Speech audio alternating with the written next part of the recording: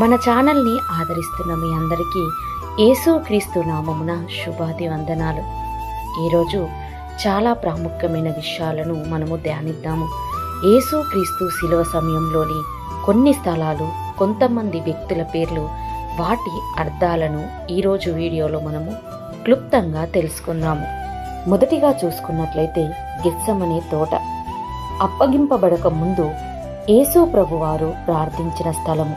గెత్సెమనే అనే ఈ మాటకు నూనె, గానుగా అని అర్థము. రెండోదిగా గబ్బాతా. యేసు ప్రభుల వారు తీర్పు తీర్చబడిన స్థలం. గబ్బాతా అనే ఈ మాటకు ఎత్తైన స్థలము, రాళ్లు పరిచిన స్థలము అని అర్థము. మూడోదిగా గోల్గోతా. యేసు ప్రభుల వారు సిలువ వేయబడిన స్థలము. గోల్గోతా అనే మాటకు కపాల స్థలము లేదా పుర్రెల స్థలము అని అర్థము. నాలుగోది ఇస్కరియోతు యూదా. ప్రభువును 30 వెండి నాణెములకు అప్పగించిన శిష్యుడు. ఇస్కరియోతు అనగా కెరియోతు వాడు అని అర్థము. ఐదోది చూసినట్లయితే అన్న. యేసు ప్రభు వారిని మొదట విచారించిన మాజీ ప్రధాని, యాజకుడు.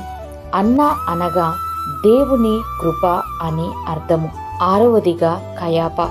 యేసు ప్రభుల వారిని విచారించిన అధికార ప్రధాన యాజకుడు కయాపా అనగా నొక్కు అని అర్థము.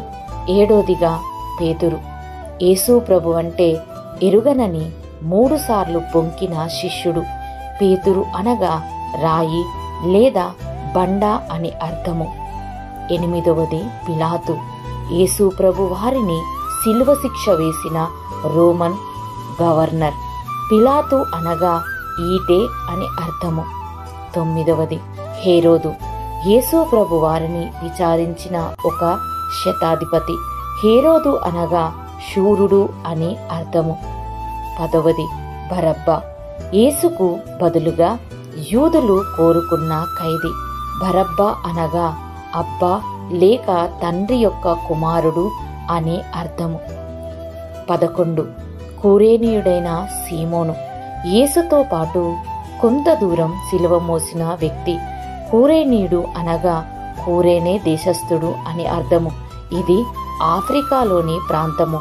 సీమోను అనగా ఆలకించుట అని అర్థము. 12వది మరియా. సిలువ ముందు నిలబడి వేదన పడుతున్న యేసు ప్రభుల వారి తల్లి. మరియా అనగా చేదు అని అర్థము. 13వ విషయము యోహాను. ఇదిగో నీ తల్లి అని తన బాధ్యతను అప్పగించిన ప్రభువారి శిష్యుడు. యోహాను అనగా యెహోవా దానము అని అర్థము. 14వ స్థలము యోసేపు. యేసు దేహము తనకిమ్మని అడిగిన యూదుల పట్టణపు సభ్యుడు. అరిమతాయీయ అనగా ఎత్తైన స్థలము లేదా పర్వత శిఖరము అని అర్థము. యోసేపు అనగా అభివృద్ధి నొందుట అని అర్థము.